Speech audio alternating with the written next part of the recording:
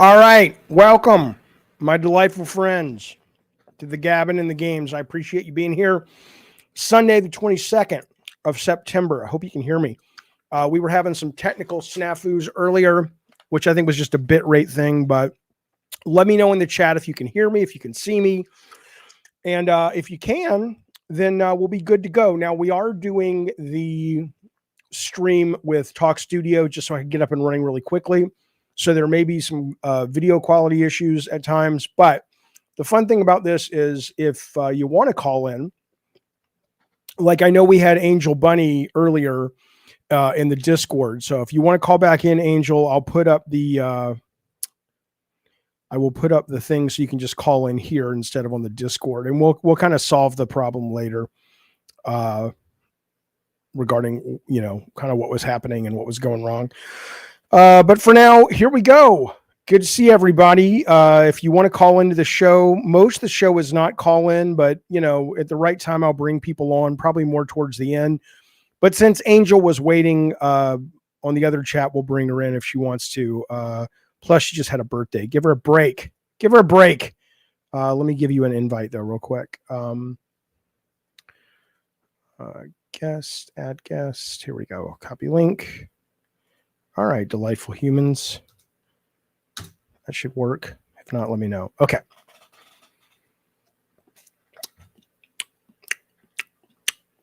Welcome back to the show. What are we talking about? It's the 22nd Gavin and Games of September. Feels like fall a little bit. You know what I'm going to go do tonight? I'm going to go get I've never had a pumpkin spice latte. I know. You know why? Even though I don't have a problem with pumpkin seeds and shit, I've always been like, I don't want to drink something that tastes like pumpkins. And finally somebody says to me, dude, it doesn't taste like pumpkins. They just call it that, but it's kind of like the spices of autumn is more of really what it is. So we're going to walk down to the Starbucks this evening, and it's I like nights like tonight, or afternoons going into the night like tonight, because we're going to go down to the Starbucks and get the coffee. And then there's this bookstore right around the corner from the Starbucks. Now, it used to be a big Barnes and Noble, and I like that. But this whole little fucking thing that the malls are going through and the shopping centers are going through, where they have to kind of make it upscale. I get it. You got to compete with Amazon. So now it's a Diesel Books. It's a great bookstore. It's just small. Anyway, the point is, there are very few things in life I like more than taking a walk with the family, going to get the Starbucks, and then going to the bookstore. It is as cozy and delightful and hygge as it sounds. I'm looking forward to it, but it's not as nice as being here with you on this Sunday. Yes, Auburn football is still terrible, but at this point, I just have to assume that's how that's going to be until the day I die. Man Cave says, Jaffe, what's your 2 cents about no first party exclusive 4 years into the PS5? Well, I don't know if I agree. I mean, what do you mean no first party exclusives? Wasn't Spider-Man 2 a first party exclusive, and wasn't Ratchet and Clank and Returnal and Stellar Blade? I know it's not first party, but if you just mean first party, they put out a new Gran Turismo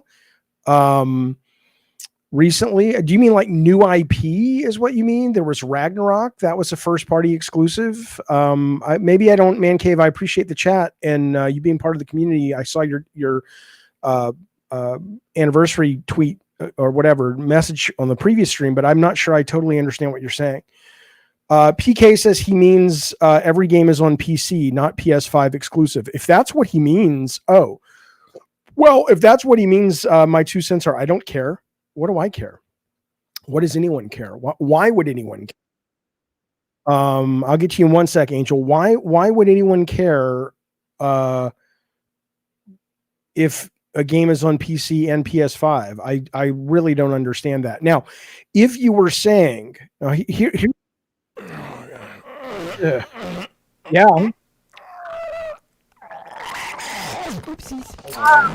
Hey, what's happening? Hey, Porsche 007 just became a member and helped me push some poo-poo cans out my tuckus. Thank you, buddy, for joining the show again. Good to see you again, 007 Porsche MGS. Always good to have you here, sir. And thank you for the support. So if you mean, though, that it's uh, uh, a sort of, you're going to get less stuff because people are not going to buy the console as much. And without that, they don't make as much in the licensing fees. And some of that money goes to product development. Like if you are saying that that's the concern, is that the more you spread the games out, the less games you're going to get. Okay. I mean, I don't think you have any evidence to show that. I think you would have to show that money they lose is bigger than the money they make off of going to PC, and in some cases maybe Switch, like with Lego Horizon. But short of that though, and Astro Bot's another exclusive. So I guess my answer is I don't care, but maybe I'm missing something. So the question I have back to you, Man Cave, is why? I mean, what are your 2 cents? Do you care? It means very little to nothing to me. Actually, Porsche says, I just wanted to tell you how much I hate you, and it was members only mode. Yeah, but you could have done that for $2.99. But hey, I'll take your money. Oh God, no. Oh God, no. Awesome Tatum says, pre-orders for PS5 Pro in a few days, Jaffe. You got the fear of missing out? No. God, no. I mean, if I want one, I'll get one. But again, as I've said before, there's literally no reason for me to buy one right now. Right? Because there's no games for it that I'm like, oh, you better fucking get it and play that on the Pro. It's just same old shit, and anything that's third party, I'll probably end up playing on GeForce Now. Right? So no, I have no fear of missing out at all. Let's bring in real quick, Angel the Bunny. Angel the Bunny, it's Jaffe. How you doing? Happy birthday, bud. I know it's a little late, but it is what it is. Okay. How's things? Hello, can you hear me? I can hear you great. What's happening? Okay. I'm sorry. What are you sorry about? What did you do? Did you hurt someone? Oh, no. I was like trying to put on something. Like something like a record or a blouse or it's more like a clown makeup? Okay. All right. Well, I'm glad things worked out well for you in that department. Angel the Bunny, did you have a nice birthday? Oh, hell yeah, I did. Good. And you're young, man. I think in the Discord you said you're 22, right? 23? Yeah, I'm 22. What the fuck is that about? So you're 22. What is it like to be 22 in this day and age? My guess, because I have a daughter who's 21, I have a son who's 19. There's a lot of anxiety amongst them and their friends being of your generation. Would you agree with that? Or you're like, no, dude, I'm fucking cool as shit. Everything's great. Honestly, it's kind of rocky. Like, what I mean by that is, like, there are days where I'm like, oh yeah, I'm cool as fuck. But then the other days, you're just like, oh shit, I'm not okay. Gotcha. Well, that might just be normal life for everybody. But yeah. Okay, so listen, the chat has informed me. They're like, Jaffe, we don't mind when you bring callers on, but they got to be interesting. So Angel Bunny, you are under the gun. We are watching the number of viewers. Don't lose us an audience member or you are out. What do you want to talk about, Angel? I actually want to know how... Preach. Sorry. You want to know what? I wanted to state, like I want to know how Colin got you quitting Astro Bot. Yeah, Astro Bot. Yeah, that's a topic coming up. I'm not ready to get to it just yet, but if you stick around, that won't be very long into the show. Let me give you a little tease and then I'll pay it off in a minute. But I recorded a Constellation episode. It was just Colin and myself. It should be coming out for his Patreon members tomorrow. And I assume in a week from tomorrow, he'll put it up for everybody, or a month. I don't know what his delay is.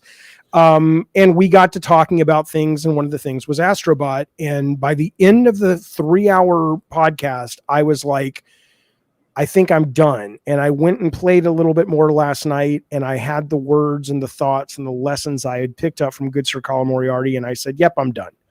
And I'll give you those details in about 10 minutes after I get through some of the news at the beginning.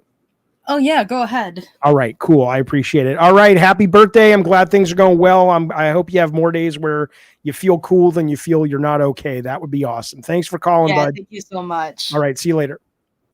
All right, there she goes off into the night. Angel the Bunny. Now, I want to say Man Cave as well. Thank you for that super chat, champion. I got to turn that audio down when he comes out and poops the cans. But what I want to say though is thank you, Man Cave, for the super chat. He says $400 million on Concord. Why in God's good name? We will talk about that as well. Colin Moriarty was the one that broke that story. Although some people don't believe him, I do. We'll talk about that pretty soon as well. Okay. Let me hide that. Where did that go? Somebody came out and did a diet soda guy. If I missed you, let me know. That may have been Man Cave. On this stream, it's kind of confusing on this thing. It was Necrophagic. I don't know why that didn't pop, but he says 3 months membership. He says, hey, Jaffe, hope you're doing well. Thanks as always for the streams. Thanks for being here, buddy. I love doing them. Darth Nugget says, where's my birthday wish? I'm sad too. You never told me it was your birthday, idiot. Yeah.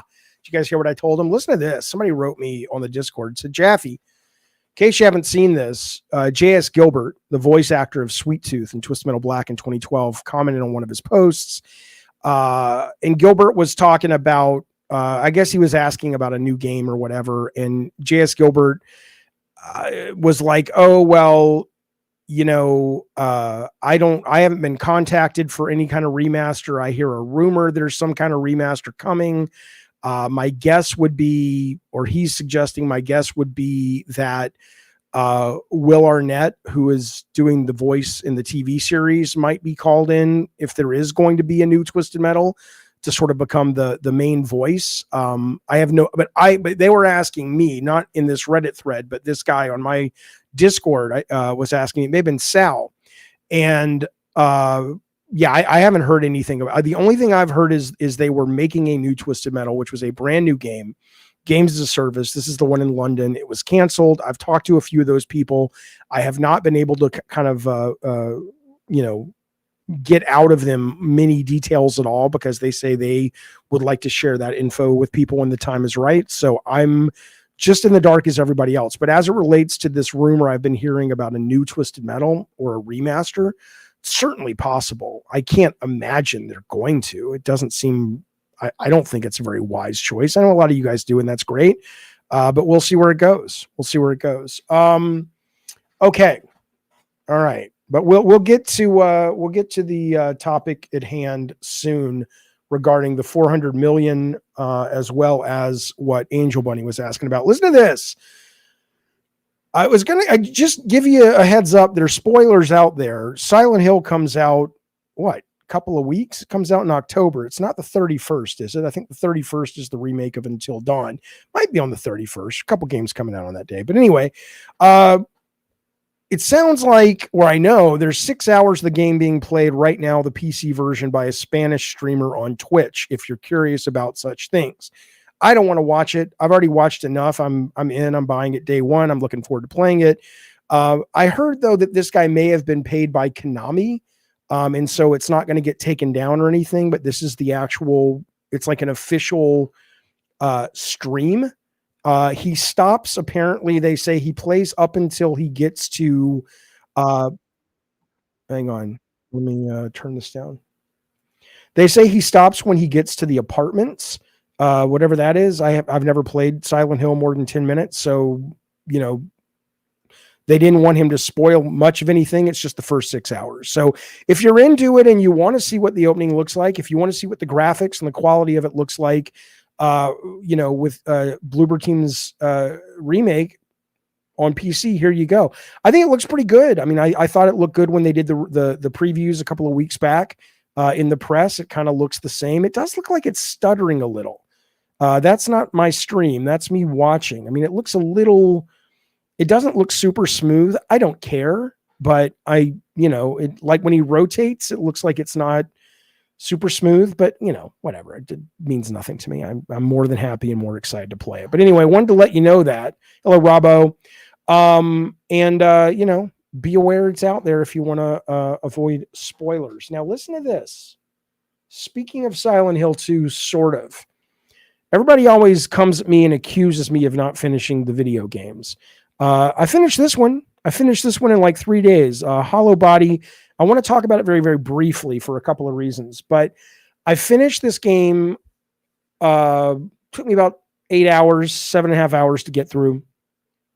There were parts about it that I really liked. And there's actually a video up on this channel where I was like, let me analyze and figure out why I actually finished this when I don't finish mini games. And this will dovetail into Angel Bunny's question about Colin.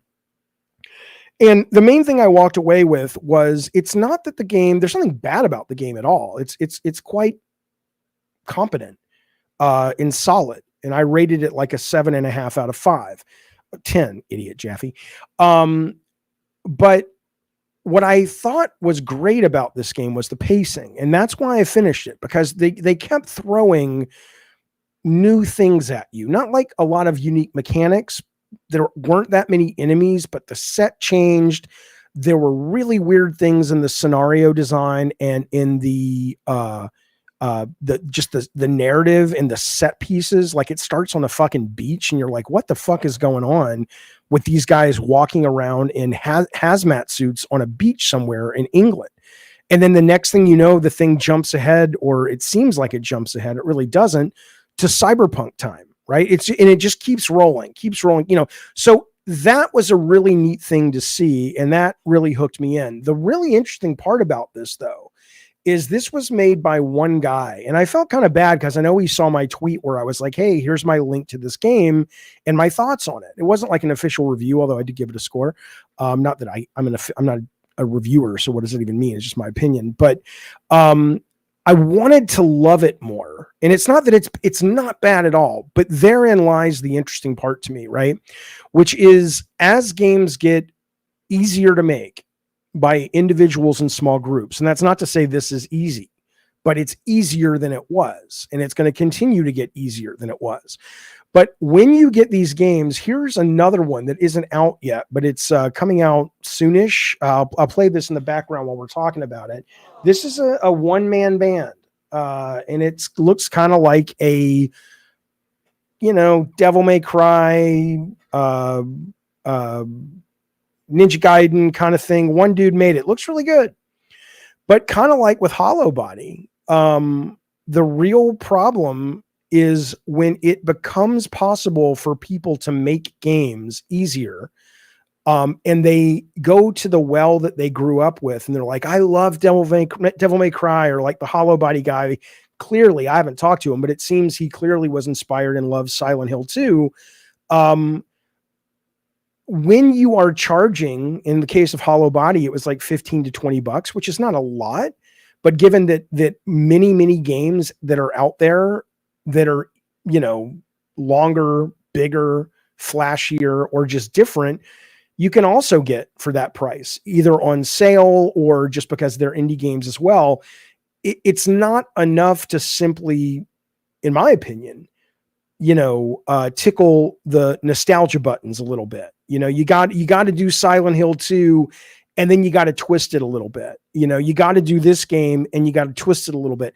Not because this doesn't look good, but even if this is a solid, really fun game, I got Vanquish. I got lots of games like this already.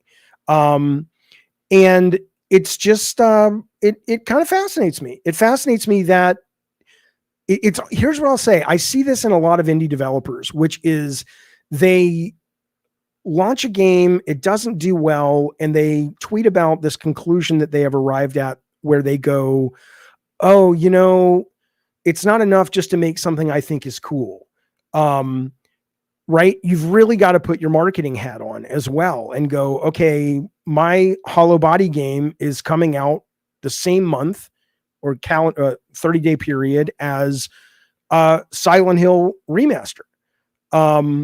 So not that that's why he started it. Not, it took him 3 years because it took him 3 years, but you've got to think about those things from the very beginning, because it's so easy, even when you're working in AAA development, but any development, you go home at the end of the week and you go, hey, the run cycle works. I got them running on the wall. Oh, cool. I got the death animations working, right? And all of those things feel like success. And they're personal successes, they're team successes. But it's not success. Like, the audience doesn't give a shit that you got the death animations working. They just care that they work, and they care that if they're in there, they better be interesting enough to compel me to keep playing the fucking game. So, I do think there is a point where some of these one-man bands, which I love seeing, hopefully they'll kind of get their head around that and go, okay, like with Hollowbody, this guy's already made a bunch of games. It's not like he's brand new, but I don't know how it's going to do, but I can't imagine it's going to do. He said they sold 30,000 copies so far, which for an indie game at $15, pretty fucking good. One-man band, probably outsourced a little bit of stuff. But it wouldn't have taken much on that game to make it a bigger hit. And I hope just at a conceptual level or at a couple of mechanics level is what I would say. So anyway, I wanted to talk about that and show you that, but it's not like I don't recommend Hollowbody, but you got to be in the right headspace. You got to basically be like, there's not a lot else to play right now. I can get it, maybe on sale for $10. I have the weekend. I want to play something kind of horror based. Okay, sure. That's kind of what I described it in my review as kind of like a, like a matinee horror movie you go to, and it's not like a piece of shit, and it's not like the next big horror classic franchise. It's just like, all right, it scratched the itch. That's what this is. And there are places for that. There are, but it ain't at this time of year, and it ain't for $15. That's for goddamn sure. Hey, Mr. K, thanks for the super chat. He says, Jaffe, it was great meeting you in San Diego. You as well. You looked very different than I thought you would look. He says, you're a man of the people. When everyone else was backstage, you were the only one out front mingling the entire time. I thought that was really cool of you. Interesting. Was that really cool of me or not? Well, first off, just to be perfectly fair on that, I had already been backstage, and I had, I didn't get a lot of time to spend with Micah or Colin or Ben, but I did get a good amount of time already to spend with Cog, who was a delight to get to know, Hogue, who was a delight to get to know, and not Lockmore. It may have been Ben. There was one other person that clearly wasn't that, but and I had already kind of done that. And I loved that I got to do that. But I had actually gone out into the audience of this. He's talking about the Last Stand media show a couple weeks back in San Diego. And I actually went out because my cousin was in the audience and I was looking for him. And it didn't occur to me that people would want to come up and talk, but then it was just so delightful. It was so wonderful to talk to everybody and get to know everybody. And I really dig that stuff. I enjoy it. So yeah, I was glad to meet you. I just thought you were going to be a bigger dude because you were in like the Israeli army and shit. And you're just like a tiny guy. I mean, you're not like a weed. It's, but Bukaki could probably sneeze and you would crack, is all I'm saying. You're a tiny little fella, Mr. K. You're like a little case, Mr. K. But it was delightful to meet you. It was fun. You guys were great, and I appreciate you driving down to see it. Okay. Speaking of, let's talk about Astro Bot for a minute. So speaking of Colin, I'm on Constellations on Friday, and it's always a good time. I love being on their shows. I always appreciate them asking me. And we got to talking, and towards the end of the conversation, like he'd already platinum Astro Bot, right? And towards the end of the conversation, we got to talking about sort of, how I banged the drum about games should have procedural AI difficulty scaling so everybody can enjoy the specific experience the director wants them to enjoy, regardless of skill level, blah, blah, blah. And I understood his point, which is he didn't like that for the most part. And he understood my point, which is I like that very much. But it wasn't until he said something, and I'll tell you what it was in just a second, where I was like, oh my God, I finally get this. I get what he's talking about. And it was kicked off by, I'm going to show you this clip while we're talking. This, if I'm correct, is the final part of Astro Bot. They say there are 300 robots you need to collect, but there's actually, as we know, if you've been following this, there's 301. And the final one is apparently the hardest challenge mode you can get. And I'll just let this play while we're talking. But before I had talked to Colin, I had watched this and I was just like, there's no way in God's green fucking earth that I would ever get this far, let alone get this far and be able to achieve this.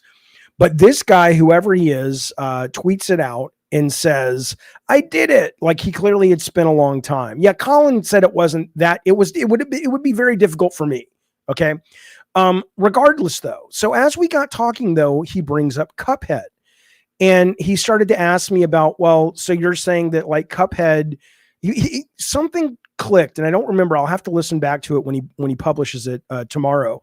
But something clicked where I recognize that there are games out there, and this is probably one of them, that people look at as much, if not more, of as sport, even if they are just single player like this. And Cuphead was the one that got me to see that, where I was like, it never occurred to me, even though I love the art style in Cuphead, it never occurred to me to think of single player games like anything other than narrative adventures that I want to go on. Right. I don't look, I look at multiplayer games as a sport.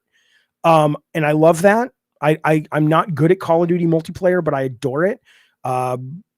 Similar with Marvel Snap, although I'm better at that or whatever.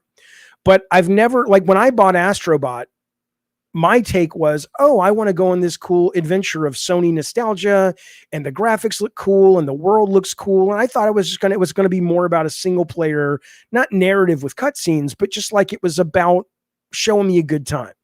And it was fascinating to hear that Colin's take on this and similar games and Cuphead was more about, oh, no, I like the challenge. I want the challenge. It's not that he wasn't necessarily looking at it as a narrative or whatever, but it clearly to him, when he got stuck, his mind goes to, oh, okay, I got to figure out how to beat this. And when he beats it, there's satisfaction. But for me, when I get to those places, that's usually when I shelve a game. Every now and then I won't in Elden Ring, but there's a very specific reason why. But in the case of this, the point is, and once I realized that, and then I went back to it, and I'll tell you where I'm at in the game, and you guys can say, and I don't care. You guys, like I see in the chat right now, you guys are saying, well, Jeffy, Hawkins says, it's not that bad, Jeffy, like it only took me 5 tries. Okay. But it was for me. Okay. And let me tell you something. So here's where I'm stuck in the game. All right.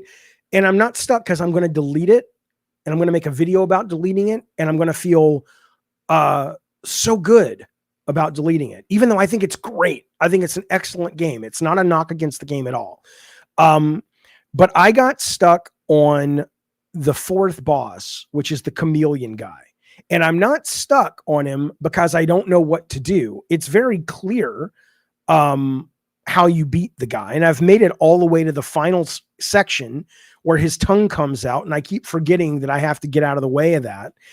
But by the time I get there, I tend to have lost all my do-over cards that float behind Astro Bot, because my depth perception, for whatever reason, it makes, in particular, Astro Bot very difficult.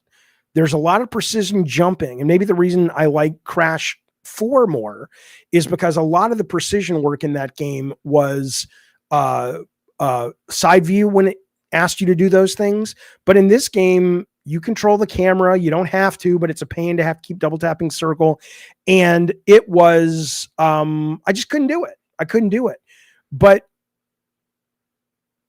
I realized though, that it's supposed to be that you're supposed to have sections where it frustrates you, and then you're supposed to push through them and feel good. And when I realized, oh, I don't like that, I'm not interested in that at all, it's kind of opened up a whole new world of the kind of things I want to play now, right? Because as much as I like the IP of something like a Stellar Blade, I don't want challenge. I really don't. I do not want challenges in my games that I don't think I'm equipped for. If it's a strategy game, an adventure game, a puzzle game, a cinematic action adventure game, cool. But I don't want to be challenged anymore. And I probably never really ever did. And that, I know that's like, so what? But for me, that is a big deal, because I never ever thought about games that way until I was talking to Colin, and I was able to kind of put those words to it based on him talking about Cuphead, like it was an achievement that he had solved this this kind of sport challenge, and he liked that. And I'm like, oh, I fucking hate that. I fucking hate that. Hawkins says, Jeffy, that's a damn shame because the game is so damn good, even if some of it can be a bit fucking maddening. I don't have time for fucking maddening. I'm not interested in fucking maddening. I don't know what that says. Maybe it's getting older. Maybe it's that I never I never came to video games because of challenge. I came because I wanted interactive experiences. I wanted to go on these adventures that I saw in the movies and read about in books. But I wanted to be the star of those adventures. I was not interested. And in fact, I would argue that the more a game becomes challenging for anyone who plays, the more you get extracted from the immersion. You're immersed in the play of like, okay, remember this is the pattern, this is the telegraph move. I get all that. But you're no longer in the world of Astro Bot or Kratos or whoever it is that's providing you with the challenge when you're fighting the Valkyries or whatever. You have left that behind, and now you're just trying to solve a puzzle or win a sport. So it's very interesting to me. Gimpy says, I'm just here to vibe with the game. I'm with you, Jaffe. The second it wants to be a pain in the ass, where'd he go? I'm out, or booting up a cheat engine. I won't boot up a cheat engine at all. And that's something else that I was talking to Colin about too, strategy guides and stuff. You know, you guys were asking, somebody in the chat was asking,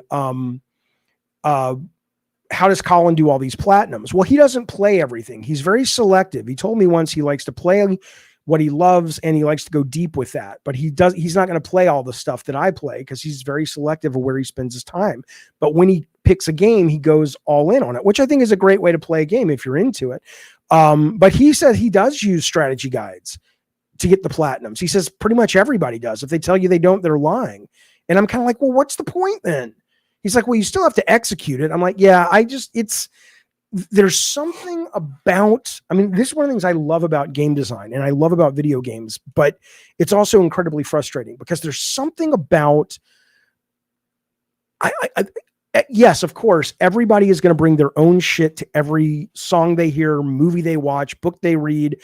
But in video games, it is so, even a game that is clearly great can be so much more divisive than any other art form I find. I mean, not any, there you can pick a painting or whatever. I get it. But on the majority, games are going to be more divisive simply for that reason, is that you come to a game and you're expecting something totally different, or what you love about it. The game may market like, oh, go on this cool adventure, sci-fi, sexy adventure with Stellar Blade. But what it really should be marketing, I haven't played except the demo, but is like, yeah, there is that as the trappings, but you're going to be learning patterns of bosses and you're going to be exploring a lot to find the items with the only thing in mind of, I need to level up Stellar Blade to get a new costume so I can go beat this boss or something.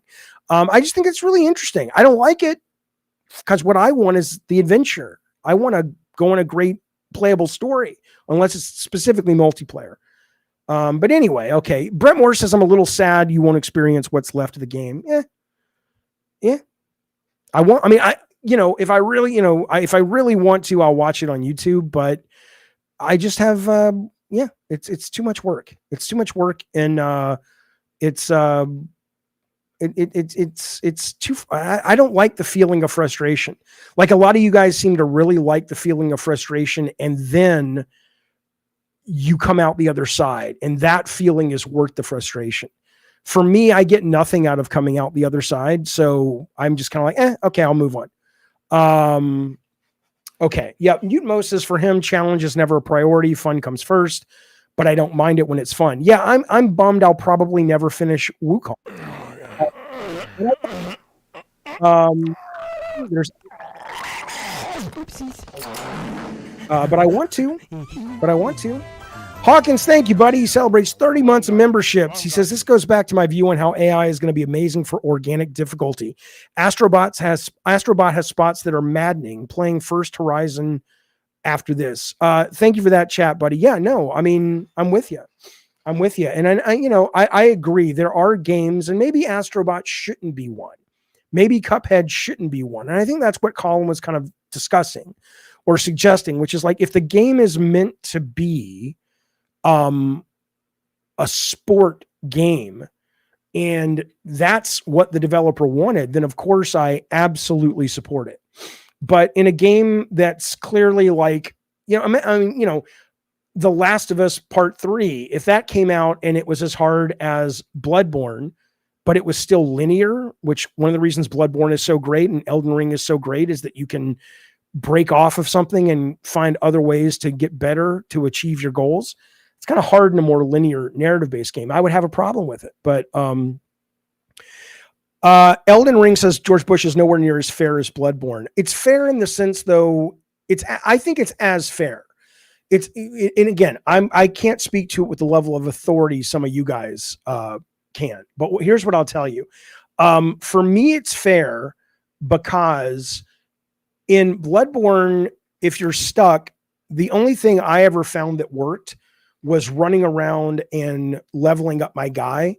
In Elden Ring, because it's an open world level layout, and there are things that you don't even have to do. Whereas in Bloodborne, yeah, you can skip some things, but you pretty much, everybody's going to go on roughly the same journey. I do think that they kind of equal out in being fair, but I love them both, though. I absolutely love them both. Awesome Tatum says, I'm getting tired of every game coming out having to be ultra hard. Just give me easy or normal mode.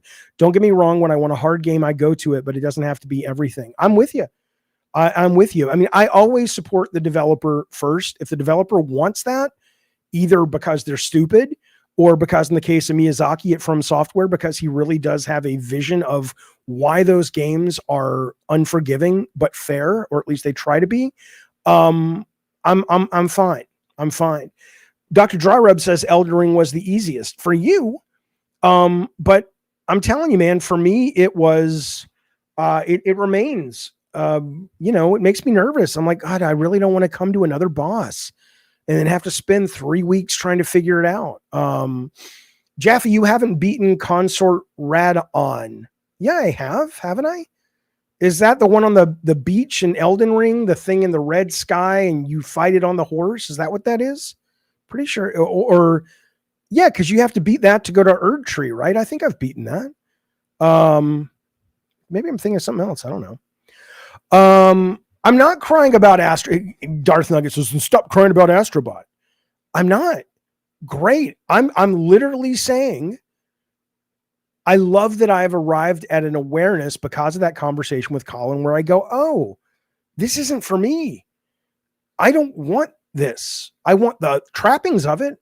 And there's some brilliant creativity in it. But, you're not going to put an easy mode in. Okay. Fuck you. That's fine. But don't ask me to give a shit because I'm moving on. Okay. And I'm moving on here too, as we move to a different topic. I want to let you know, as we head into this week, of course, it is Tokyo Game Show week. I'm not going to be broadcasting all of it because a lot of it's just like, hey, it's this crazy little fringe company getting 30 minutes on the stage at 4 a.m. No, thank you. But I'll tell you what I will be showing here. Allow me to look over here for a minute, just because, again, I don't have my 3 monitors up, but I had ChatGPT go through it and I said, look, can you convert the times, right? So let me tell you. So I will be I don't know if I'm going to be streaming the keynote speech with Ken Kutaragi. That is coming up on Thursday, I think. It's 26, I think, at 7 a.m. But after that, I will be streaming the 8 a.m. New Tokyo Game Show special, which is a bunch of new games we haven't seen. At 11 that same day, I will be streaming the Ubisoft Japan press conference. I really want to see how they handle what seems to be upset Japanese folks about the Black Samurai, which I don't give a shit about. I'm very excited for that game. Later, now we'll see. Am I going to wake my ass up at 3 a.m. to stream the Xbox thing? We'll see. We'll see how much interest there is, but if not, I'll be talking about it the next morning. The next morning, 7 a.m. Friday, Tokyo Game Show, Capcom. I'm very excited for that. Somewhere in there is Thursday, where we're going to get a state of play, it sounds like. anything else, there is something at 6:30 Friday night called Sense of Wonder Night, which is where they're going to show a bunch of unique indie games. I'll probably stream that, and that's pretty much all I will be streaming from it. So, but there'll be a lot of news coming out. There'll be a lot of cool videos coming out from the show. I am looking forward to it, and I hope you will join us for some of those streams as we get to learn about what's coming out of Japan. I've been to Tokyo Game Show only once. I went to Tokyo Game Show I went to pitch not Twisted Metal, God of War to the Japanese Sony folks, but we coincided with Tokyo Game Show. So I played Onimusha 3 there for the first time, which I loved.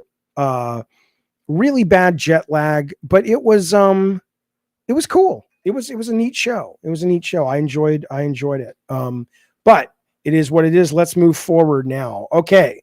I want to talk about this because you guys were asking about some of the reporting Colin did. We talked about this on his show.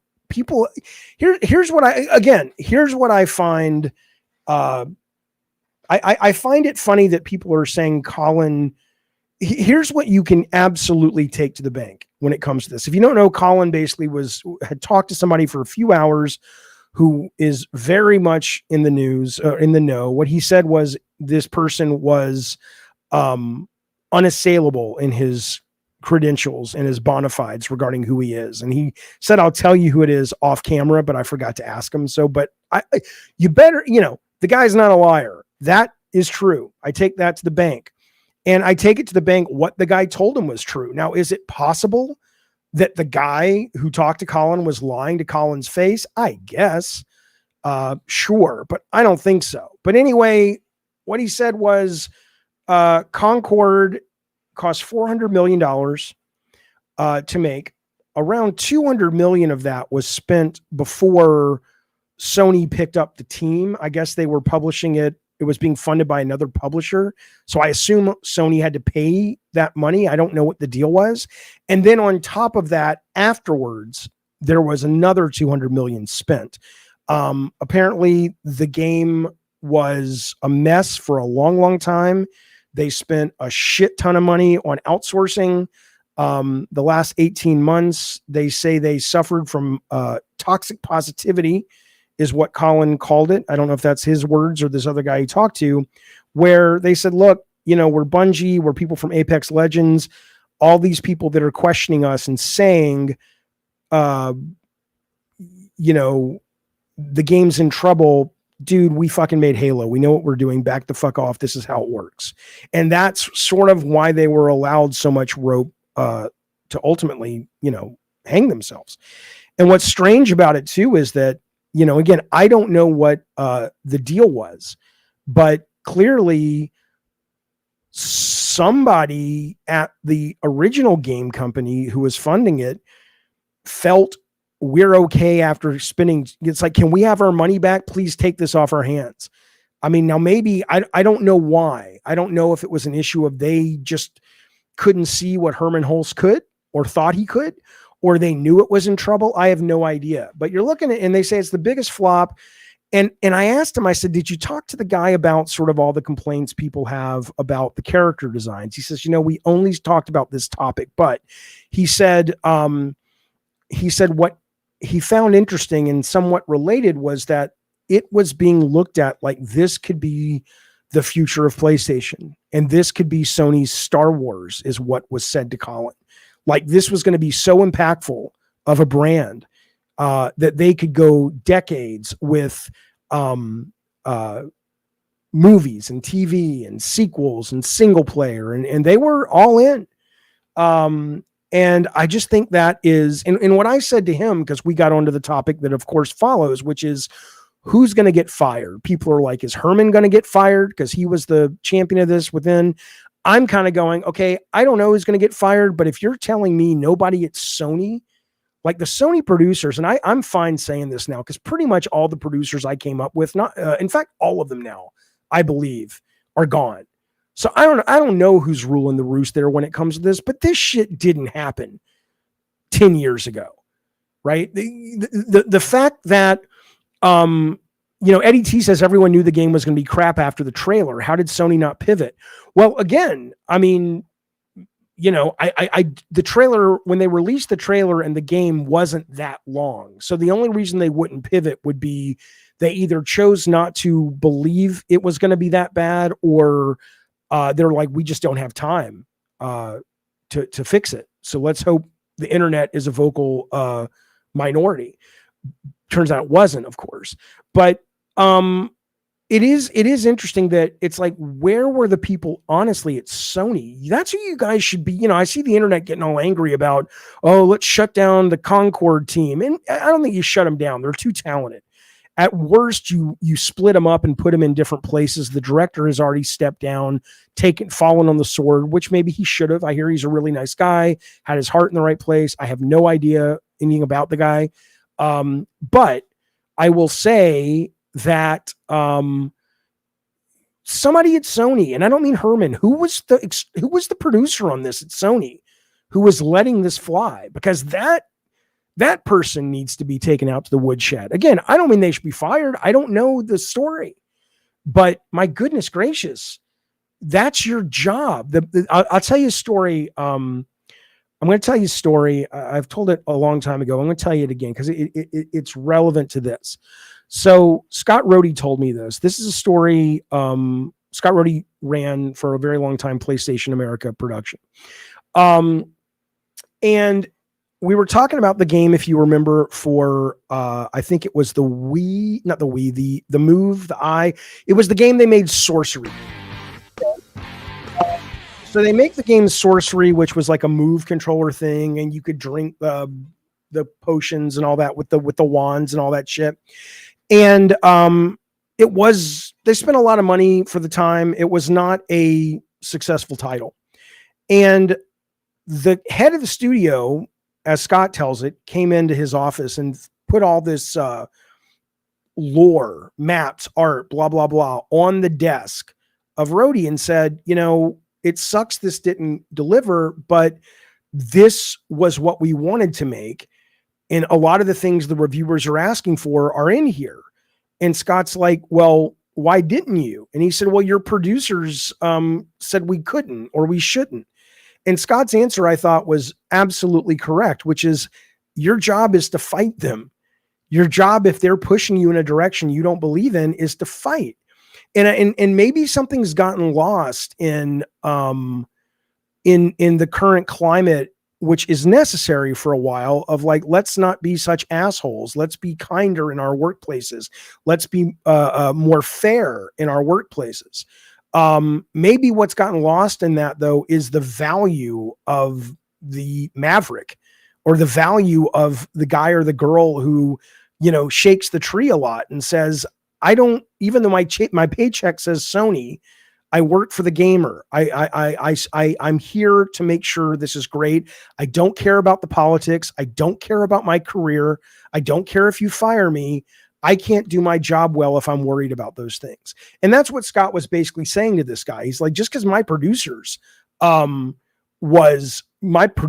were telling you don't do something, you should have fucking fought if you thought they were wrong. And I bring that up because when I look at Concord, I just kind of go, somebody at Sony should have fought, right? I'm sorry, if the culture isn't there anymore that someone can fight without fear of losing their job, then Sony has a bigger problem than a $400 million loss in Concord. They have a problem that their culture is such that it's filled with yes people, to the point that you can't make great entertainment with yes people. You just can't do it. Okay. Why did Scott not get promoted? Well, my understanding, Awesome, is Scott is no longer there. I believe Scott has retired. And the reason I put that video game that we were working on at Bartlett Jones up on the internet for people to see was because Scott's boss didn't want it out there because he didn't want people to know it had been canceled, but his boss left. And then I'm like, well, I'm not going to go against what Scott wants. So, because I respect the shit out of that guy. But then when I found out he had retired, I'm like, oh, fuck it. He's gone now. I don't care. And so, yeah, but yeah, I believe he retired. Yeah. Mark Cerny says Hawkins will make everyone fire themselves. I want you to go and fire yourselves. You are awful and you all suck ass. Yeah, maybe. Okay. I mean, I heard he retired from some Sony people who came to Colin's live show. Now, I haven't reached out to ask him because I haven't talked to him in a while. I'm always worried I've pissed off the wrong people at Sony with my shows and stuff. But again, I don't work for Sony. I work for this audience, right? It's the same thing as it's the same as it's ever been.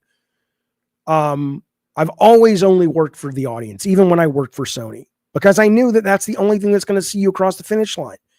And so maybe I've pissed Scott off. So I'm kind of, the ball's in his court if he wants to call me, not because I probably pissed him off. I don't want to do that, but it is what it is. Common Sense for 2024 says Porsche, do actual beta tests for supposed competitive games. Well, not even that. Player feedback is very important. It's not beta tests though. You have to test early and often is really what you have to do. The best things these days, I was playing, I know a lot of you guys don't like card games, and that's fine, but I was playing Marvel Snap today. Play it all the time, play it every day, at least once a day. And there are still cards in that game when you play them. Like if you play Spider-Man, the card, right?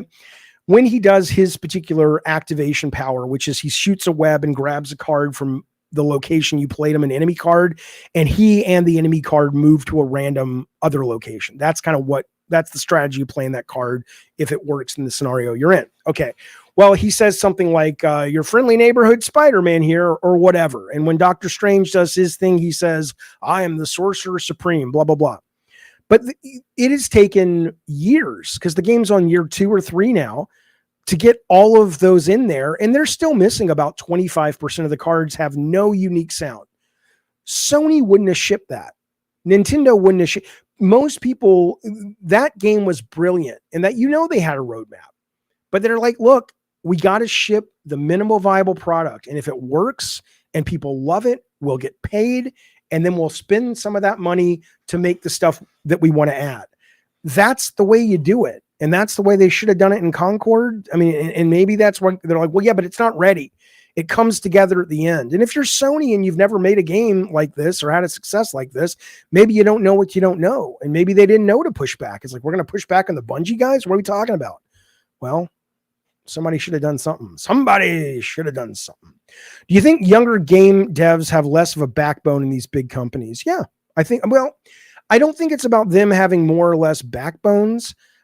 They only have one. I think it's more about the culture, right? When I was there and a little after I left, and to be fair, we weren't spending $400 million, right? So you didn't have this probable sense of fear culture that I assume is just a normal human response that you have to sort of be told by your bosses. You can't worry about that. Just fucking fly, baby. See what you do. See where it goes, right? I had bosses that were like, it may not work, but just, we believe in you. See what you can do. And they didn't give that freedom to everybody, but yeah, I would say that's less about backbone and more about the willingness of the corporate culture to be okay with some failure and to be okay with to understand that the end of the week, success is not everybody going home happy. Success is moving the ball down the field a little bit more each week, getting to a game that people will love. That's the only success that matters. So, okay.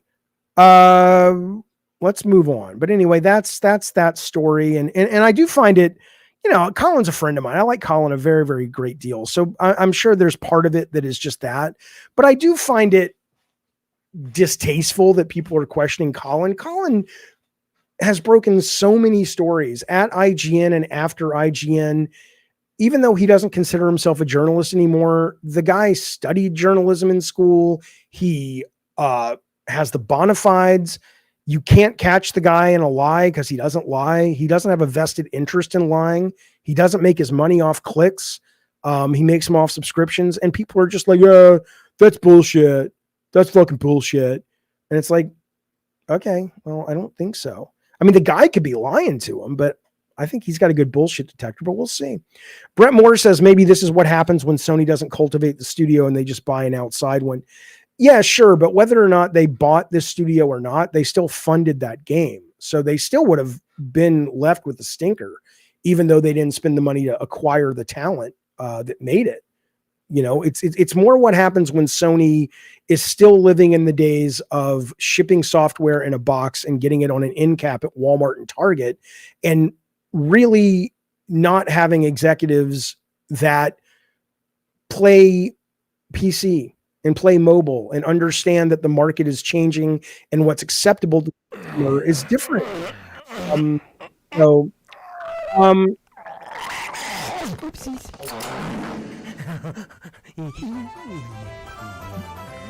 where did it go? Cantankerous Games, 27 months. Thank you, buddy. He says, can you have creative freedom when you have shareholders?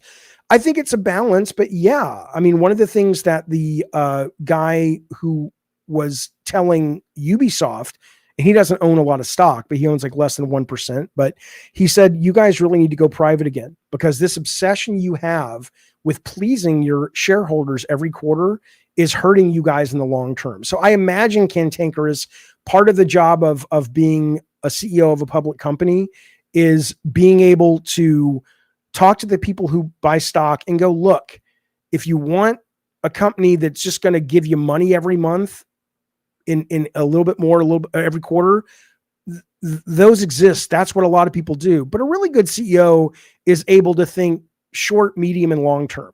And I think, yeah, you can have creative freedom. Not the individuals, but the company can.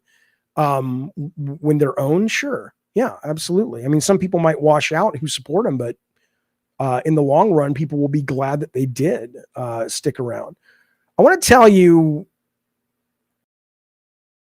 how I finally agree with the right-wing gamers on something. Give me a second to get some of the bubbly. One moment.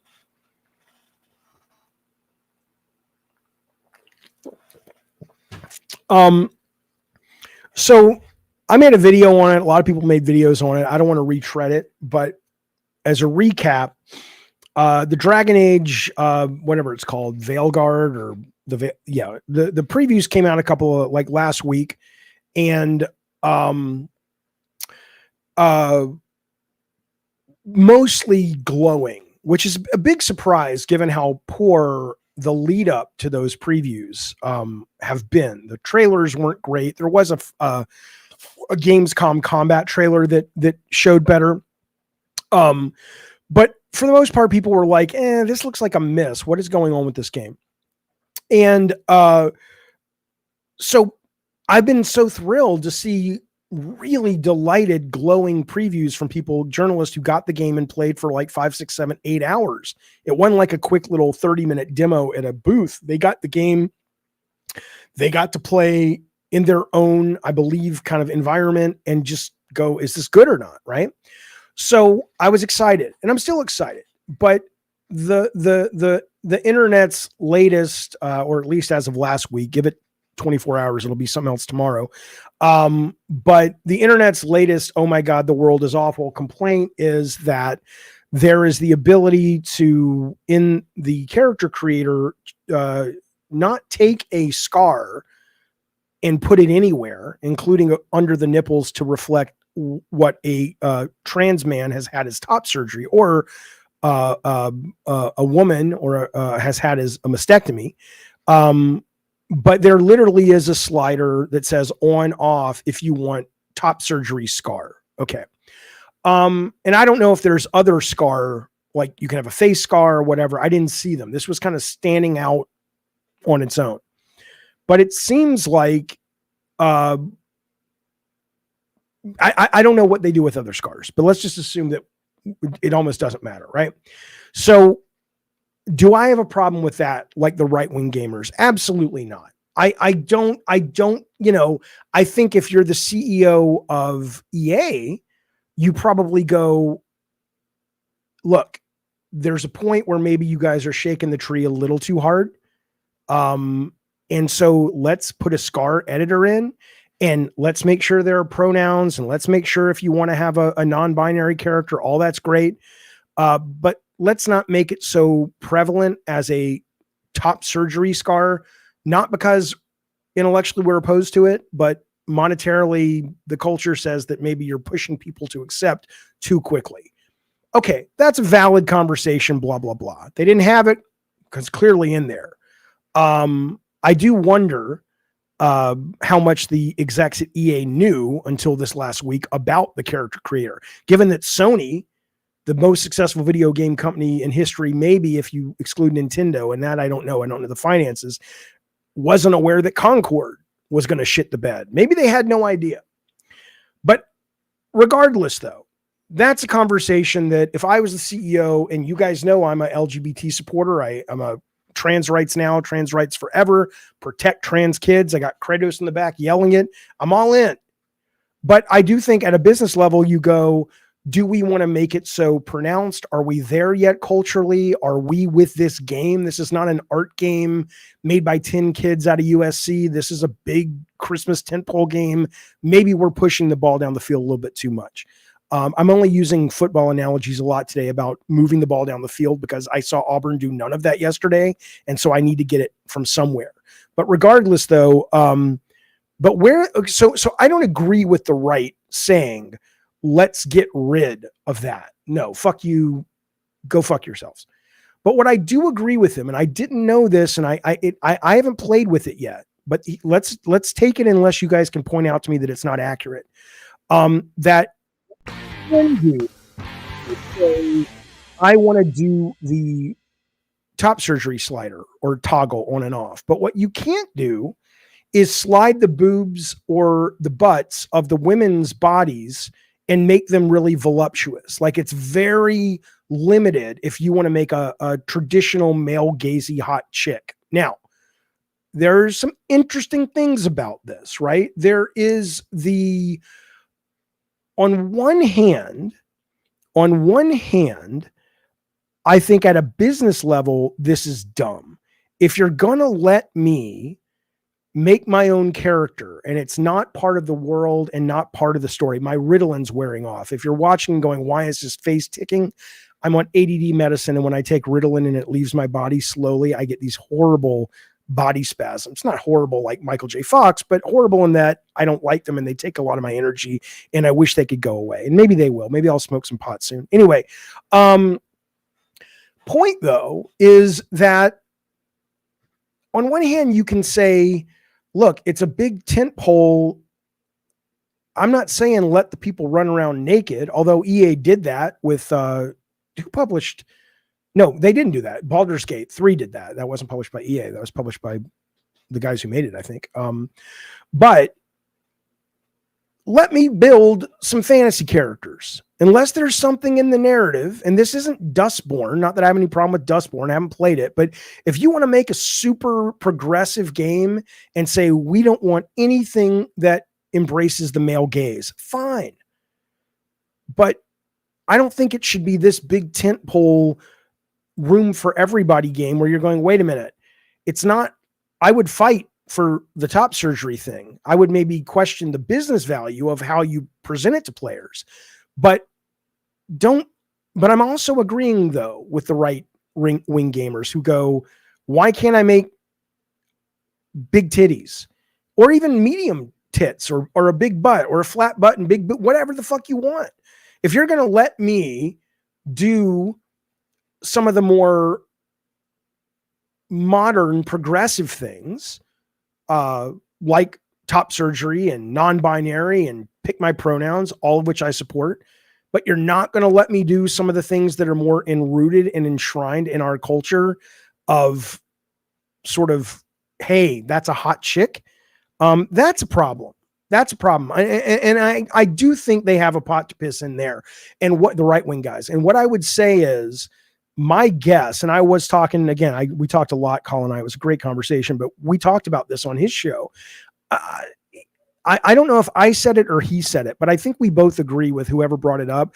I don't think until this weekend, the EA execs probably even knew about this, is what I would suggest. Because it's like, what? Like, this is a big game for them this Christmas. It's not college football. It's not Madden, but it's a big game for these guys. Staggering to me that EA is going, yeah, we're good with this. I don't know. Dry Rub says there's no need for giant boobs. Might as well make giant heads then, or 12-foot characters. Well, again, That's not the point. I'm not talking about making boardwalk caricatures cartoonified of humans and like, "Oh, here she comes, boom, you know, here's Big Bertha with her big bosom. You press X really fast and she'll squirt milk at the bad guys." I don't know. But my understanding, I'm not talking about that. I'm just talking about, hey, I want to make a sexy woman. I don't happen to personally, my own personal preference, I don't like huge boobs, but a lot of guys do. I like medium boobs. I want that. You want big ones. You want flat chested, but a big butt, whatever. Why can't I do that? And yeah, well, see, I don't agree, Dr. Dry Rub. Dr. Dry Rub says right-wing gamers are just as emotionally broken as left-wing. Both suck.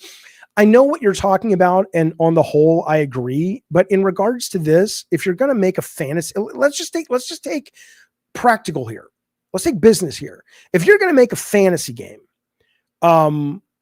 in competition where Baldur's Gate 3 or Elden Ring lets you pretty much make whatever the fuck you want. Hell, Street Fighter 6 has a more robust character customizer than this game.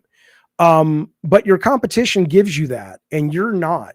I just paid like $60. I can't wait. I'm getting it tomorrow. The Dungeons and Dragons 5th edition rulebook player handbook came out. The whole thing, half the book is about how do you create your character so it's something you like, something you feel with, that you're vibing with. You're missing the point. Dry Rub says, if you need to make your character have big boobs to enjoy the game, your problem is not the slider. I understand. I absolutely understand. You are absolutely right. And you're talking to a guy. It's like, look, man, you could make that character a cardboard box. And if the game is good, I'm in. I'm not like, I want my big titty women because I don't know how to search Pornhub or actually find a real woman. I'm with you on that. But I'm saying that fundamentally, and this is the thing that I love about what they're doing, if this is true, that they're not letting you make characters for the traditional male gaze or lesbian gaze, is it, people are saying, look, the woman who is the creative director is a trans woman. And perhaps, and I haven't read any interviews with her. I don't know if this is true or not. But maybe this is her vision. She's like, you know what? I didn't identify as a man, but I lived as a man for a long time. Now I am the woman I feel I've always been. And I have something to say about that. And I want to reflect that in everything from my narrative that's going to be in the game to just what a neat thing that interactivity is, that game art is, that it can be reflected anywhere, including your character creator. I mean, I think there's something really neat about that. I just don't think it fits in Dragon Age Veilguard, because that's not what EA's probably paying for. And at that point you go, yeah, slowly push your message in a game like that. But if you're going to be that bold with your vision, this is probably not the game to do it in, is what I would suggest. But because the culture's not there yet, and you want to make your fucking money back. So, but that's what I would say. Let me get the super chat that came in when we were talking about that real quick. It came in from, hang on, my dear delightful friends. It came in, here we go, from Cluebell. Thank you, Cluebell. Says, Jaffe, Colin, Greg, or P. Turtle. You have to marry, kill, and fuck. Okay, so, and I can't kill him after I've married him, right? Well, I would, oh, Jesus. I mean, oh my God, dude, I don't know. I mean, okay, so I don't want to kill anybody, but if I had to kill anybody, I'd kill Greg. For two reasons. One is that I think, I don't know, I wasn't there. I only know Greg's side of the story, or Colin's side of the story, but it seems like he was a pretty shitty friend. The other reason I would kill him is because, frankly, I don't really digest any of his content, so I wouldn't miss it. But I'm sure his children would miss it, and his wife would, and his fans would.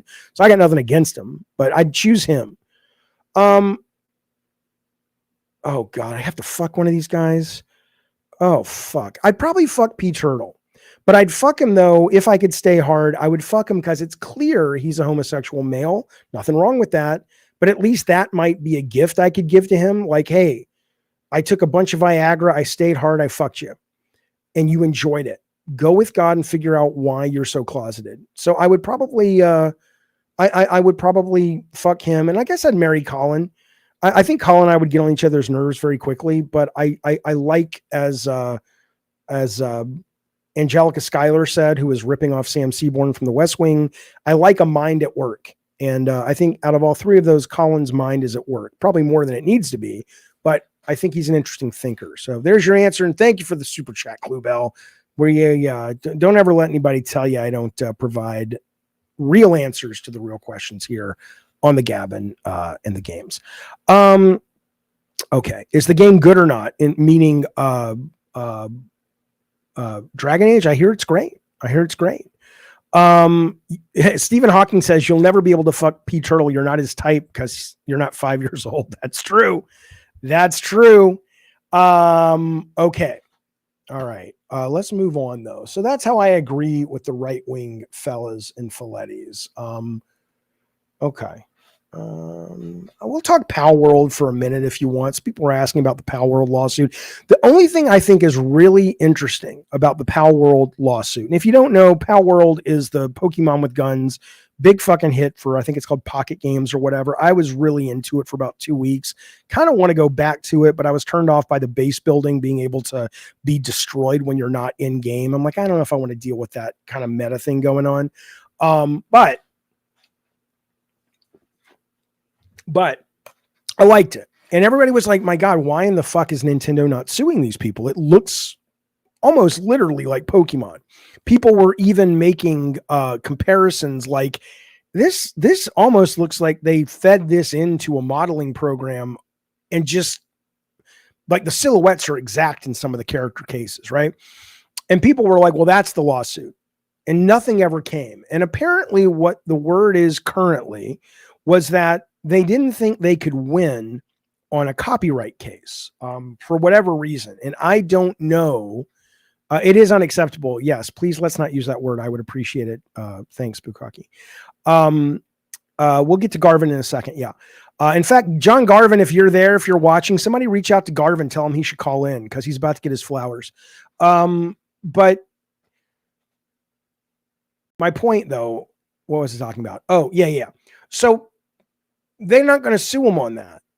But what it sounds like, though, and I didn't know this, is they're like Nintendo goes around all the time and they get patents for things. They had a patent apparently that like if you have an isometric camera and your character goes behind something and you see the shadow of the character, not the outline like in Left 4 Dead, but the shadow, that's Nintendo's. And it's not that they have the patents apparently because they want to be patent trolls. It's because if they do need to sue, they want to be able to win. And apparently they're suing on patent infringement or whatever the term is about the way that you actually capture the Pokemon ripoffs with the PAL balls. So they're not actually protecting their IP through protecting their intellectual property. They're kind of using the backdoor of patent law to shut these people down because for whatever reason, they don't think they can win the copyright case. And this is what I've read a bunch of legal analysis people have said. I'm a layperson. I don't know if that's all true, but apparently they rarely lose in court. And a big reason is because they only go to court when they know they can win. And so it seems like this is something that is an assumed win for Nintendo. I hope it doesn't shut down the game, though. I think it's a fun game. And, I don't think it would take too much. I hope the result is, yeah, we'll pay you some damages and we'll adjust some of these mechanics and I'll go fuck off. Nintendo, because I do think they infringed on the copyright emotionally. I don't know the law in that world. I don't, clearly Nintendo doesn't think they have a pot to piss in to win that lawsuit. But as a creative, it's like, guys, you got a great game here. What, you couldn't design a bunch of cute characters that weren't ripoffs? It's clear you wanted them to be as close as possible without getting sued. So, but they're still talented. And I'd like to see the game continue, but it would be nice if they're like, okay, you got to get a bit of a bloody nose for that, because that's not good form. I mean, you get away with what you can get away with, but as a gamer first and a creative first, come on, don't obviously steal other people's shit. That's what I would fucking say. All right, here's what we're gonna do. We're going to take like a 3-minute break. I want to go get a Diet Coke. When we come back, I want to tell you a couple of things. We're going to talk about gamers have gone to IGN and they have said, these are our games of the year at the moment. I want to tell you what's in the running for games of the year. And then I want to talk about John Garvin and how I think the media probably owes the man, at least some people in the media probably owe the man a bit of an apology. Okay. So that is coming back.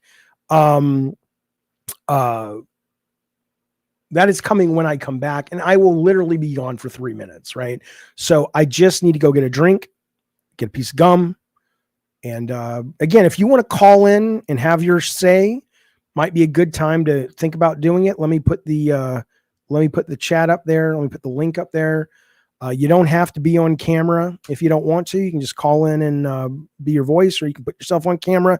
If you think you're as pretty as I am, that's fine. But in the meantime, I'll be back in just 2-3 minutes. All right.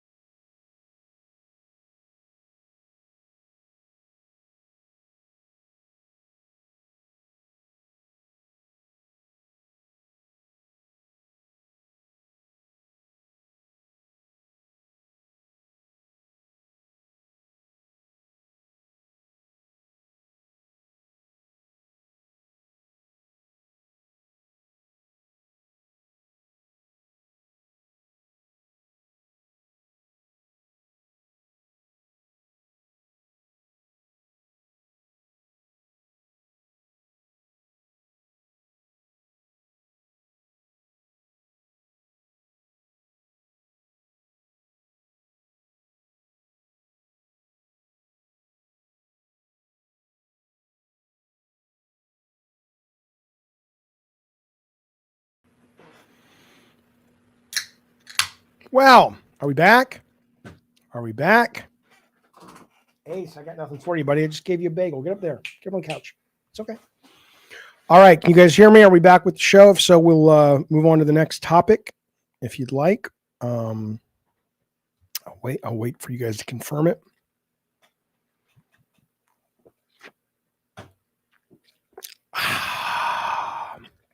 Come on now. Fine. I guess we're just not back. I'll just wait. I don't care. Oh my God. I hope we're back. I hope you guys can hear me. Yeah. Somebody reach out to Garvin.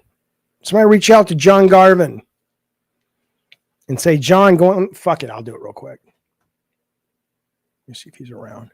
He may not be around. But let me know if we're back. If you guys can't hear me, I need to figure out what's going on. Okay,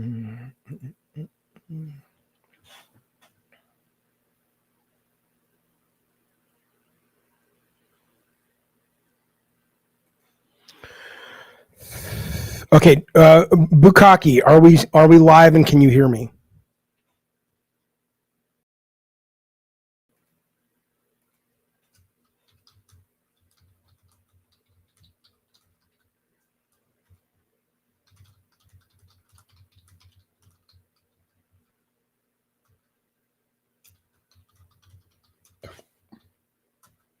All right, I just sent Garvin a thing. Okay, we're back. Okay. All right. Awesome Tatum says, Jaffe, I'm curious, if the God of War remaster happens, would you be proud or annoyed? Garvin seems to be annoyed. His game is being, quote, reduced to second to Astro Bot. I think cool. I don't think that I don't think that there is any chance in hell they're making one and they would ask me. I don't think I'm in their good graces. I could be wrong. I mean, I don't have anything against those guys, but I haven't been contacted, but it would absolutely not surprise me. And I think it would be cool if they made one. I thought that the part of God of War Ragnarok Valhalla that they did, which was all the Greek stuff, was awesome. I thought it was fucking awesome. So yeah, I hope they do. I mean, I know it's not gonna be that. I mean, that's kind of cool too if they just remade the whole thing like with all the combat and stuff of the Greek game, but of Ragnarok in 2018. But it was the story and the puzzles, different puzzles, but of the originals. That'd be awesome. That'd be awesome. So no, I would be thrilled if they did that. So, okay. Regarding the term, guys, I don't care. Don't worry about it. Terms change. I didn't know that was an offensive term either. Trans people have told me it is, and I'm in no position to argue because I'm not trans. And so I respect them. And they're like, hey, that really bothers us. It's harmful. It's been used in harmful ways. So I don't use it. And so I would appreciate it not being used in the chat, but I hear you. If you don't know, you don't know, but now you do.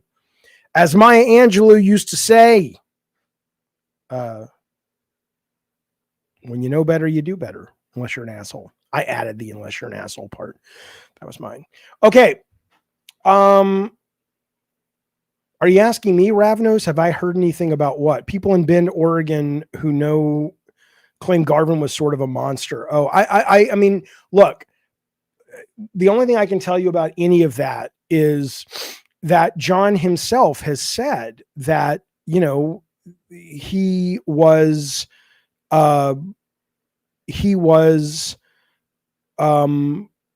not difficult, although maybe he would say he was, but that he was demanding and he had a very specific way of doing things. And as younger people came in to work at Bend, there was a different understanding of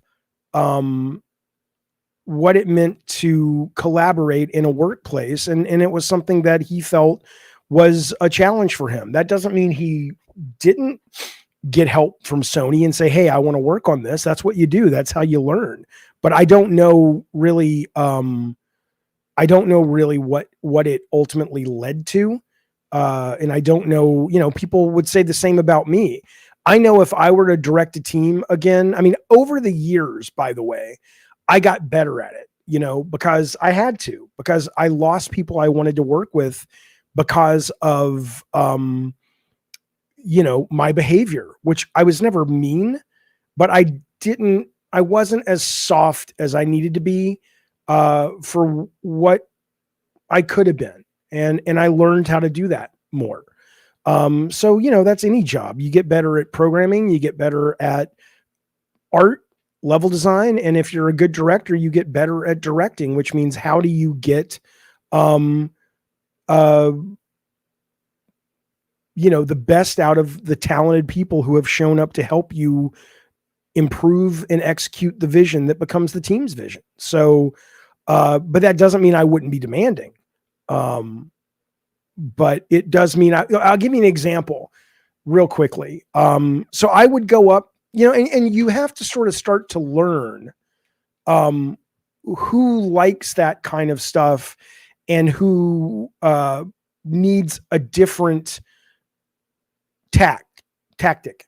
So for example, I could go up to Ken Feldman, the art director on God of War 1 and say, oh dude, that looks so shitty. Right. Or he could come to me and he's like, dude, I'm playing that new level you and Tobin did. It's boring as shit. Are we going to really have to fucking walk through all those hallways? And that was cool. That was, you know, we knew we respected each other, and we knew, like, I thought Ken, and remain to think Ken is an insanely talented guy. So that was never in question. But there are people who, you know, there's one guy who was a great artist, and I told him, I'll never forget this. I told him, he showed me this level interior of this temple. And I said, oh, it looks like a Mexican restaurant. And I meant that in a great way, right? Because I like themed Mexican restaurants. Like, you know, if you go to Disneyland and you eat at the Mexican restaurant, it's all, is it stucco? It's kind of all that kind of oldish, earthy decor and all that stuff, right? But the artist heard it like, oh, you think I'm making a fucking El Chorrito or a El Pollo Loco? And I was like, you know, so I had to learn that with that artist, you got to be more literal, and you can't really speak in metaphor or kind of shorthand pop culture when you are talking about all those things. So it's just, that's part of the job is, you know, these aren't people you want to replace. They're there because they're talented and they're skilled, and they are crucial to allowing your vision to become everyone's vision that is successful. So it's part of the job. Cantankerous says, thank you for the super chat. He says, how do you learn to be softer but still demanding?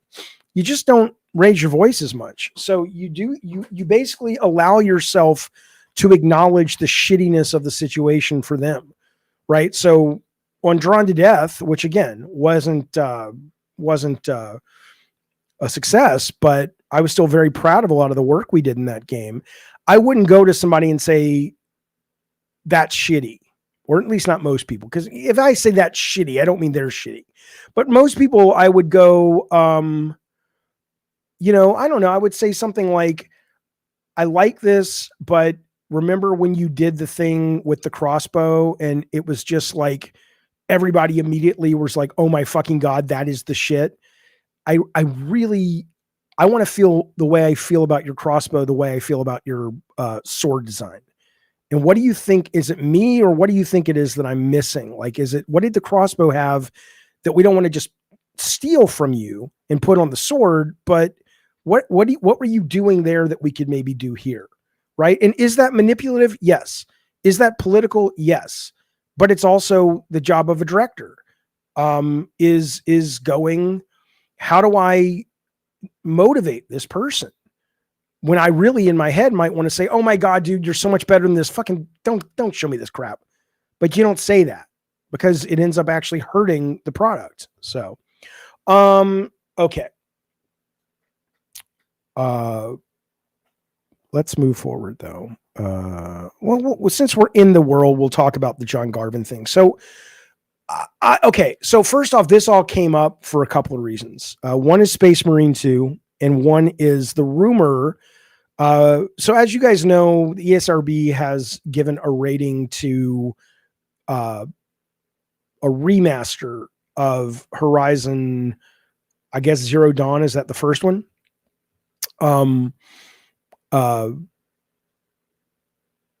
Yeah, I'm sorry if you guys look, let's be clear. I don't want to deal with this shit anymore. Okay. If you guys are in the chat and people are doing anti-Semitic shit or anti-LGBT shit, and you're trying to see how far you can go, I'll show you how far, which is the minute I discover it, you're gone. I don't need your money. I appreciate you being a member, but if I see it, we're done. And I'll be happily done with you. Okay, so let's not be those people, because it ain't flying here. And I don't watch the chat most of the time because it hurts the show. Only when I see something worth talking about, a good question or something. So I don't know what you guys are talking about in there, but don't fucking make me, turn this car around. because I fucking will. Okay. Anyway, point being, so then the guy who kind of broke that rumor, Jeff Grubb, said there's another remaster coming, and it may or may not be revealed at TGS, but it sounds like we'll probably see a remaster of Horizon revealed, Zero Dawn at TGS. But he said it's less exciting. So I assumed, and I made a video about it. I wasn't knocking it. I assumed it was God of War 2018. And I don't mean that like it's a less exciting game. I love 2018's God of War. I did not like Horizon Zero Dawn at all. Looked great, controlled great dinosaurs, whatever they're called. But less exciting in the sense that it's an obvious choice, right? The 2018 version has not had a remaster on PS5, blah, blah, blah. But then rumors started to come out, not confirmed yet, but close enough that a lot of people are pretty much convinced it's going to be Days Gone, which is staggering to me. I mean, I think that's great. I love Days Gone. It's too long. It needs an editor. But what I played was about 12, 13.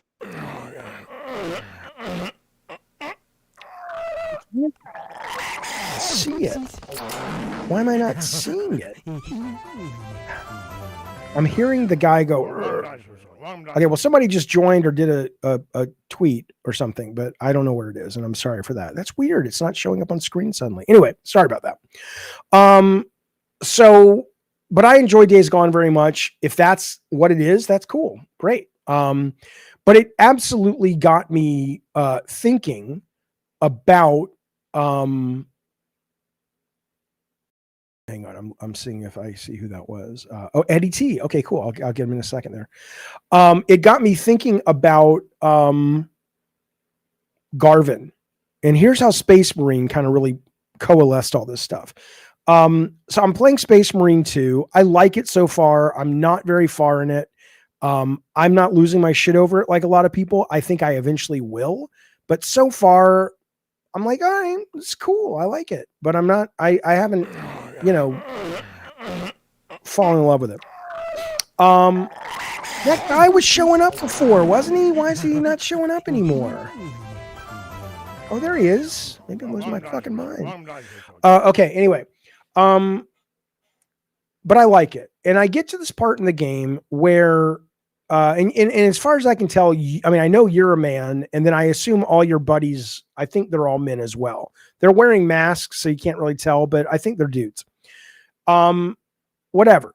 You get to this point in the game very early on where you and your guys go to this battlefield, and there is a commander who is a woman, and she's an old woman. She's like in her 60s or 70s, it seems, but she's out there with battle scars, and she's commanding troops, and she's an equal, and she's cool, and you don't even think about it, right?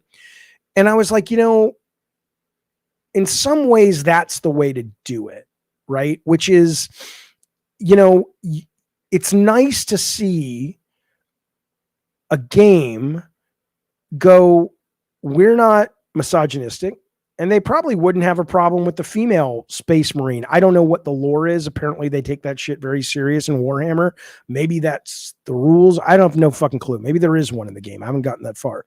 But it's cool to see them go, like, it doesn't go out of its way to go, look at us being progressive. It just is. And in that, it does feel more organic, and it does feel more well written, and it does keep you immersed in the game, versus if you would have in that world a very traditional character that clearly was there for diversity checkboxes. And I don't mean don't have every character you want in there. Have a trans character, have a non-binary character, have a gay character, lesbian character. But there's a way they are doing it with the old woman character in this game that just feels normal. Now, is that better writing? Is that just better acting on the part of the performer? I don't know. But I know that it was kind of cool to see someone doing it that way because it didn't feel like anything other than the story. And it wasn't until after that I was like, oh, that was cool. I didn't think about that. That was pretty fucking cool, right? Well, Garvin, even though, yeah, I mean, if you guys remember, Days Gone came out, and there's some pushback on whether or not it got bad reviews because the press thought it wasn't woke enough. Garvin is under the impression that and he sent me, there are certainly some of the reviews, you can find them online, that seems like it had a bone to pick with the game because you had Garvin giving the main character a white straight dude, and he was flirting with his girlfriend about her butt. And I thought that was totally great and fun and all that. And they had a problem with this. So at least some people hit it on the Metacritic because of that. I don't know if all the negativity was stemming from that, but it did snowball a little bit.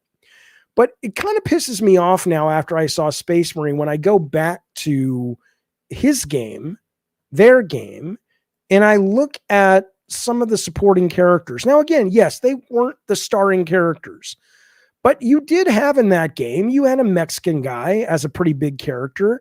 You had a black woman as a key character that was a key supporting character. You had an old woman who was one of the key faction leaders in the game.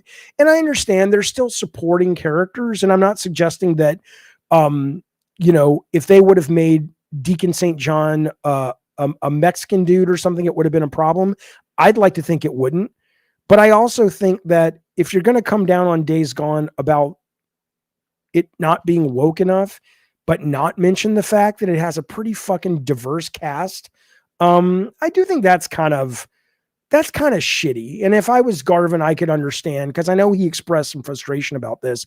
If I was Garvin, I could see why he was like, you know what, fuck you people. It's like, I actually wrote like Space Marine to some characters that were diverse, and they didn't feel like it was just a checklist. And you journalists who came down on me were not bright enough to actually pick up on that. So instead, if I don't take your dumb fucking uneducated face and shove it in the diversity and go, see, there's a non-binary character, there's an asexual character. See, I did it. If I don't do it that overtly, it might as well for some of these guys and girls who wrote these articles and these reviews not be there. And in that sense, I think they do. I mean, they're not going to give John an apology. They won't even acknowledge that I'm correct. But I do think on that sense, Garvin has a right to be annoyed. Eddie T, been a member. Thank you, buddy, for 47 months, man. Can you believe it? He says, I'm a John Garvin fan. Me too.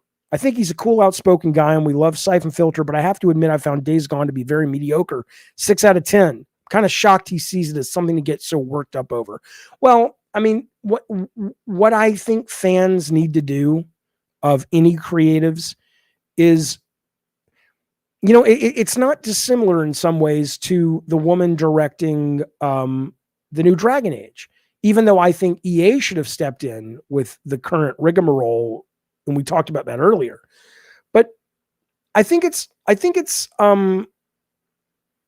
not nice. I don't know the right word I'm looking for. I don't think it's a good look for fans to consistently praise games for being art, and they want their games to have everything's done by corporations, everything's done by committee. Well, sometimes having a game with a singular vision or a very strong vision, however many people support it, it's not going to be a vision that you like, right?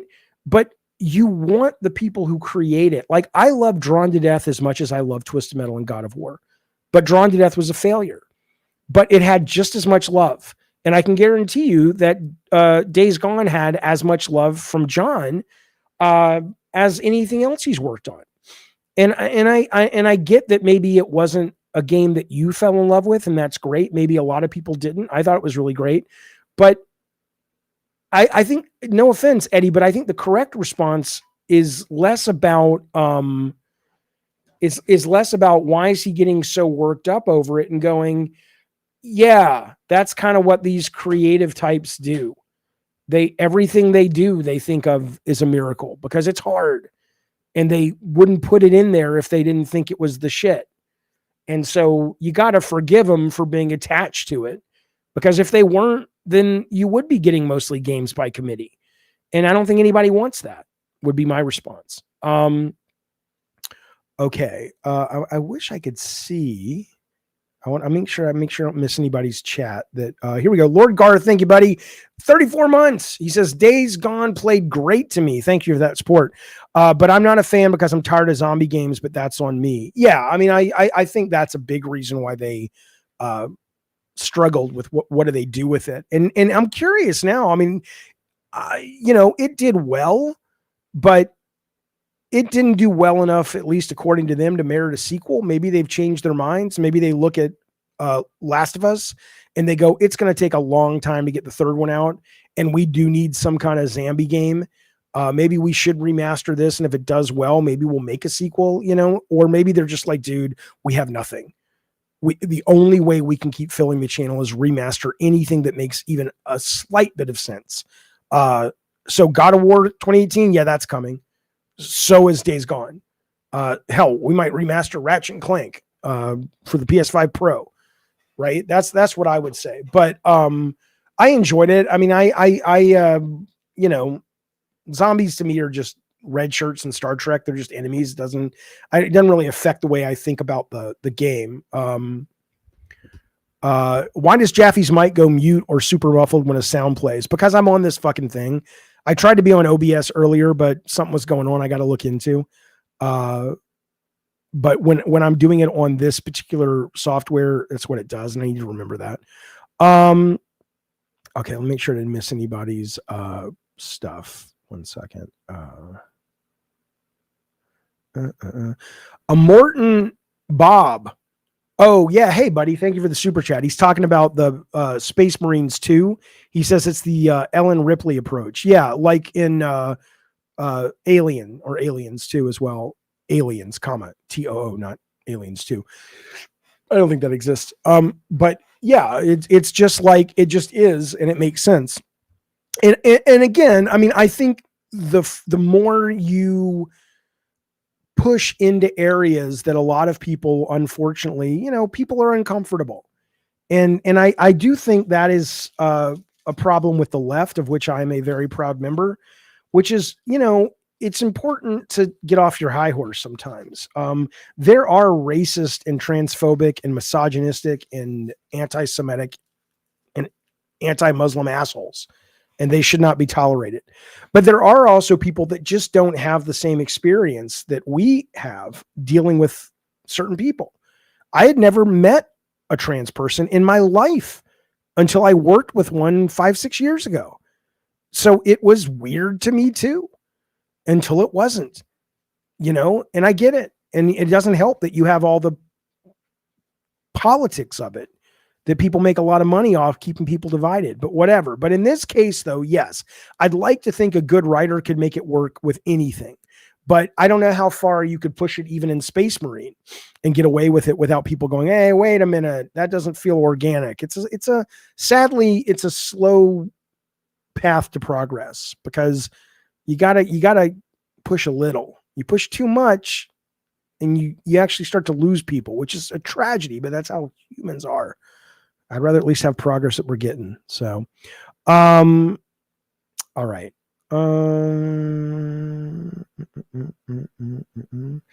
Game journalism should be abolished, says Milkmaster. Let people learn about games through personal experience. I would agree with you if we didn't live in a capitalist system where it could be abolished if you just ignored it. It'll go away if you ignore it. And a lot of it is. But, clearly they're providing a product, at least some of them, that is still worth existing. So, but I hear you in a lot of ways. Jaffe says, Ravnos, grifters grifted the female in Space Marine 2 before they were told by other grifters, no, not this game. This game gets a pass. Are you serious? Well, okay, wait a minute. Are you talking about the woman who is the commander on the battlefield, that old white-haired woman with the ball cap who's like I don't know what her rank is? That woman? Or are you saying there is another female Space Marine later in the game? Because the only one I've encountered so far, that at least that I've recognized as a woman, because the other ones are behind mask and stuff, is the woman on the battlefield. I would be very curious to hear more about that. That sounds crazy. Let's see. Ravnos, you think I said that Days Gone was average? No, I really liked it. It was really good. It wasn't a game. The biggest problem with that game was it was too long, and it got into some pacing problems that made me happily abandon it after a while. But what I played, I enjoyed. I just couldn't stick with it because of the pace. My brain, I get bored easily. Okay. Let me check some of these chats. I'm sorry, fellas. Ravenous. Oh, he's talking about the Space Marine. They put a picture of her saying Western devs uglifying women again. That old lady? She's a fucking old woman. What do you want her to look like? Sorry, your dick's not getting hard for B. Arthur or,